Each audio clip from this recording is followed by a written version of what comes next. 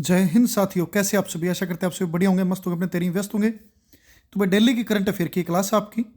इसके अंदर आपको दिल्ली जो भी आपके इंपॉर्टेंट करंट अफेयर होते हैं, नेशनल हो या हरियाणा से रिलेटेड हो, सभी के सभी आपको करवाए जाते हैं। सभी एग्जाम्स के लिए इंपॉर्टेंट है, चाहे वो आपका एसएससी हो, चाहे आपका वो हरियाणा एसएससी हो, या आपका कोई भी अदर स्टेट का एग्जाम हो, जहाँ पर भी करंट अफेयर आते हैं नेशनल की, उन सभी के लिए आपके लिए इंपॉर्टेंट है। तो वीडियो के लास्ट तक बने रहना, वीडियो पूरी देखना, अपने दोस्तों के साथ में ज़्यादा से ज़्यादा शेयर करना, चैनल को सब्सक्राइब करना। चलिए शुरू करते हैं। तो आपका पहला जो क्वेश्चन है वो ये है कि हाल ही में सिंगापुर ने ऑनरेरी सिटीजन अवार्ड, ठीक है, ऑनरेरी सिटीजन अवार्ड, इससे किसे सम्मानित किया है? तो ये 4 ऑप्शंस आपके सामने।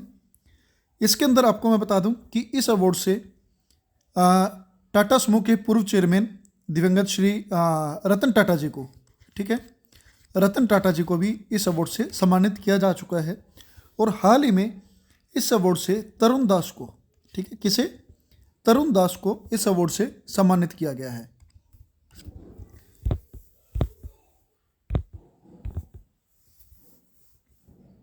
ये देखिएगा, यहाँ पे भारतीय उद्योगपति तरुण दास, ठीक है, सिंगापुर को मानद नागरिक पुरस्कार से सम्मानित किया गया है।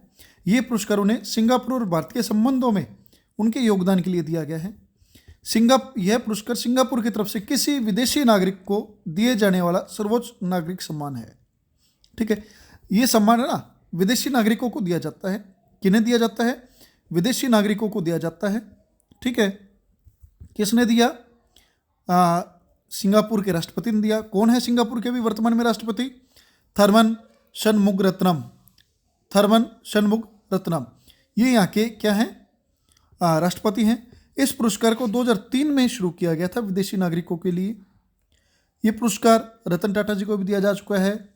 Ronald Augsburg, George रड्डा, Jain we रोज, ये आपके लिए इतना इंपॉर्टेंट नहीं है। आपके लिए मेन है रतन टाटा, और दूसरा आपके लिए इंपॉर्टेंट है तरुण दास, ठीक है। कहाँ का अवार्ड है ये? सिंगापुर का अवार्ड है। किसके लिए? विदेशी नागरिकों के लिए, ठीक है। सबसे बड़ा अवार्ड है, 2003 में स्टार्ट किया गया था। अगला है आपका क्वेश्चन ये, देश का पहला सहकारी विश्वविद्यालय कहाँ बनने जा रहा है? सहकारी मतलब, ठीक है, सहकारी विश्वविद्यालय कहाँ पे बनने जा रहा है? तो इसका जो आपका सही आंसर है वो आपका गुजरात के आनंद के अंदर बनने जा रहा है ये, ठीक है, गुजरात के आनंद के अंदर बनने जा रहा है। और ये जो रूरल क्षेत्र है, जो ग्रामीण क्षेत्र है, ग्रामीण क्षेत्रों से जुड़े हुए उन लोगों को आजीविका से संबंधित और उनसे संबंधित ये है, ठीक है। और इस यूनिवर्सिटी का जो नाम होगा वो क्या होगा? त्रिभुवन सहकारी विश्वविद्यालय। क्या होगा? त्रिभुवन सहकारी विश्वविद्यालय, ठीक है, त्रिभुवन कोऑपरेटिव यूनिवर्सिटी। और इसके अंदर यह विश्वविद्यालय इंस्टीट्यूट ऑफ रूरल मैनेजमेंट पर आधारित होगा, ठीक है। किसके ऊपर? रूरल मैनेजमेंट के ऊपर, ठीक है। कहाँ पे बनने जा रहा है? गुजरात के आनंद में बनने जा रहा है, देश का पहला सहकारी विश्वविद्यालय। अगला क्वेश्चन है, ये है आपके लिए, प्रधानमंत्री श्री नरेंद्र मोदी जी ने किस वर्ग के लिए 15 सूत्री कार्यक्रम की घोषणा की है? ठीक है, 15 सूत्री कार्यक्रम की घोषणा की है। वो किसके लिए की है? वो आपकी की है अल्पसंख्यक वर्ग के लिए। किसके लिए की है? अल्पसंख्यक वर्ग के लिए की है। अल्पसंख्यक वो होते हैं, आप समझ गए होंगे कौन होंगे, जैसे इंडिया में मुस्लिम्स हैं, या जो हिंदू, जहाँ पे इंडिया के अंदर हिंदू बहुल देश है ये, ठीक है, हिंदू या सनातनी बहुल देश है, तो इसके अंदर जो अदर रिलीजन्स के जितने भी हैं वो अल्पसंख्यक के अंदर आ गए। और अल्पसंख्यकों के लिए ये 15 सूत्री कार्यक्रम जारी किया गया है, ठीक है, जिसके अंदर उनको शिक्षा के लिए अवसर, लिंक यहाँ पे दे रखा है मैंने, यहाँ से 1 मिनट रुकिए, मेरे को नेट ऑन कर लेने दीजिए।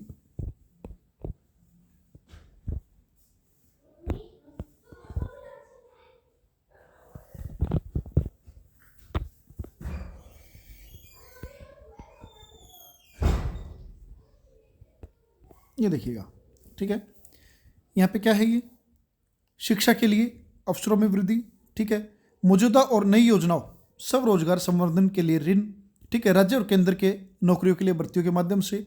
इनकी मेन बात यह है कि उनके लिए कल्याणकारी योजनाएं स्टार्ट की गई 15 सूत्री। इसके अंदर ये 15 सूत्र ये होंगे, इन 15 चीज़ें ये होंगी इसके अंदर कि प्री मैट्रिक उनकी छात्रवृत्ति, पोस्ट मैट्रिक छात्रवृत्ति, ठीक है। ये आप देख सकते हैं समग्र शिक्षा अभियान, अंत्योदय के अंदर, दीनदयाल उपाध्याय के अंदर, प्रधानमंत्री आवास योजना के अंदर, इस तरह से करके ये कुल 15 तरह के इसके अंदर कार्यक्रम दिए गए हैं। तो आपने देख लिया ये। अगला है पीएम विकास योजना किस मंत्रालय की स्कीम है, ठीक है। क्या है?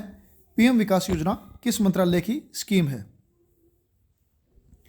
तो पीएम विकास योजना, ठीक है, इसका पूरा नाम क्या है? विकास का प्रधानमंत्री, पीएम से तो प्रधानमंत्री हो गया, विकास से वी से विरासत,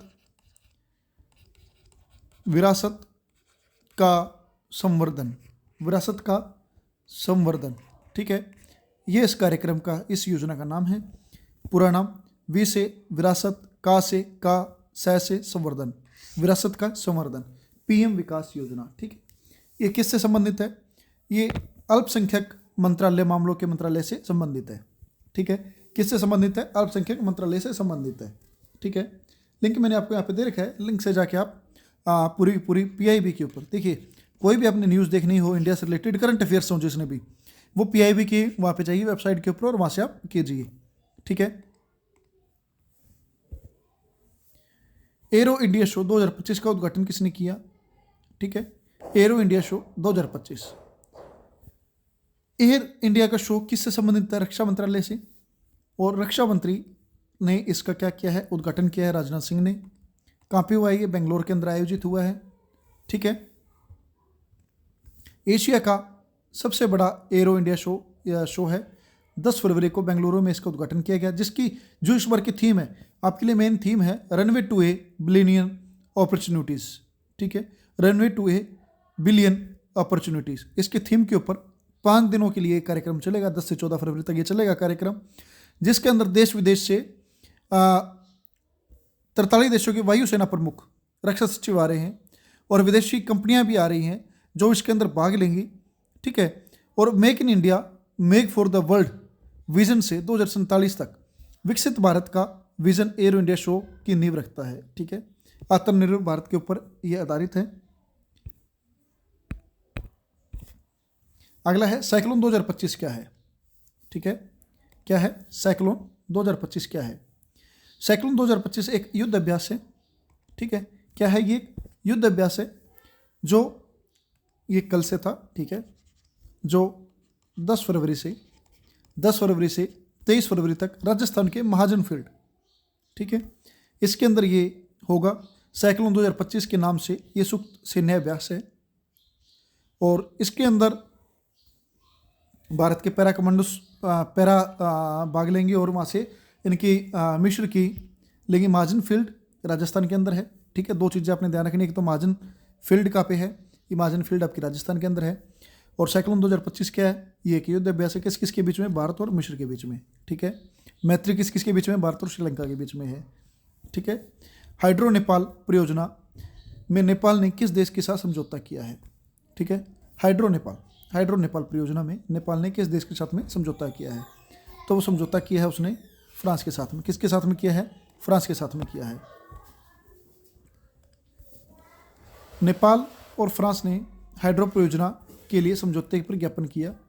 नेपाल विद्युत प्राधिकरण और नेपाल में फ्रांसीसी दूतावास और ब्लू वाटर इंटेलिजेंस, ठीक है, ने हाइड्रो नेपाल परियोजना के लिए एक समझौते के ऊपर ज्ञापन दिया, ज्ञापन पर हस्ताक्षर किए, ठीक है। ये बस आपके लिए इतना ही है और ज़्यादा आपके लिए इसका कोई ज़रूरत नहीं है। टाटा पावर रिन्यूएबल ने बैंक ऑफ बड़ौदा के साथ में सौर ऊर्जा वित्त पोषण के लिए साझेदारी की है, ठीक है, जिसके अंदर प्रधानमंत्री सूर्यघर मुफ्त बिजली योजना के अंतर्गत आवासीय रूफटॉप परियोजना में वित्त पोषण के लिए साझेदारी की है। किस किस ने? टाटा पावर रिन्यूएबल और बैंक ऑफ बड़ौदा ने, ठीक है। तो क्वेश्चन आपसे आ जाएगा, टाटा पावर रिन्यूएबल ने किस बैंक के साथ में समझौता किया? बैंक ऑफ बड़ौदा में, ठीक है, सौर ऊर्जा वित्त पोषण के लिए। या बैंक ऑफ बड़ौदा ने वित्त पोषण के लिए, ठीक है, आपने साझेदार के रूप में किसे चुना है? टाटा पावर रिन्यूएबल को। तो ये हो गया किसके लिए है? ये पीएम सूर्यघर मुफ्त बिजली योजना के ऊपर आधारित है। अगला है आपके लिए, जिंदल न्यूक्लियर ने 18 GWA गीगावाट्स परमाणु क्षमता के लिए 1.80 लाख करोड़ रुपए निवेश करने की बात कही है। देखिए, जिंदल न्यूक्लियर जिंदल समूह का एक हिस्सा है और जिंदल समूह आपको पता है कि हरियाणा से है, ठीक है, हरियाणा से हिसार से इनकी नींव रखी हुई है। और नवीन जिंदल है जो वो हरियाणा के कुरुक्षेत्र से क्या है, सांसद हैं बीजेपी के, ठीक है। और इनकी माता जी है जो उनसी सावित्री जिंदल हरियाणा के हिसार से एमएलए हैं। निर्दलीय उन्होंने चुनाव लड़ा, निर्दलीय जीती। उन्होंने भाजपा को या बीजेपी को उन्होंने क्या दे रखा है, समर्थन दे रखा है, ठीक है। परमाणु ऊर्जा क्षेत्र में निवेश करने वाली पहली निजी कंपनी होगी। क्या होगी? पहली निजी कंपनी होगी। कौन सी? जिंदल समूह, ठीक है। तो इसके लिए आपके लिए ये भी इंपॉर्टेंट हो जाता है। और आपके लिए जो कुछ एडिशनल इंफॉर्मेशन है जो इसमें ऐड नहीं कर पाया, जो बाद में मेरे को कुछ चीज़ें पता चली हैं, वो क्या है?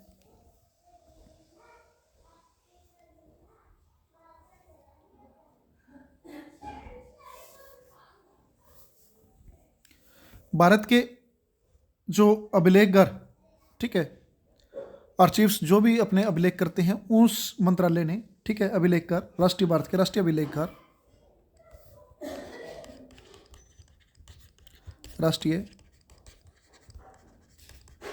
अभिलेखगार, ठीक है। और इसके साथ साथ में किसके? ओमान के, ठीक है, ओमान के राष्ट्रीय अभिलेखगार, इनके बीच में एक हस्ताक्षर हुआ है। ये किसके लिए हुआ है हस्ताक्षर? इनके लिए ऐतिहासिक उनके सार्वजनिक पहुंच बनाने के लिए, ठीक है। दोनों देशों के बीच मैत्री को मजबूत करने के लिए राष्ट्रीय अभिलेखगार और ओमान के राष्ट्रीय अभिलेखगार और अभी प्राधिकरण ने 2025 से 2028 तक, ठीक है, इसके सहयोग के लिए एक कार्यक्रम EPS, ठीक है, EPS के लिए उन्होंने क्या किया है? हस्ताक्षर किया है। बस यही है आपके लिए, ज़्यादा इंपॉर्टेंट इसमें कुछ नहीं है हस्ताक्षर का। आपको कल की करंट अफेयर की क्लास के अंदर इसकी पूरी डिटेल के अंदर आपको दे दी जाएगी। इस वीडियो में इतना ही। वीडियो आपको पसंद आए तो वीडियो को देखना, वीडियो पूरा देखा करो भाई, करंट अफेयर की क्लासेस को, और वीडियो को प्यार दो भाई।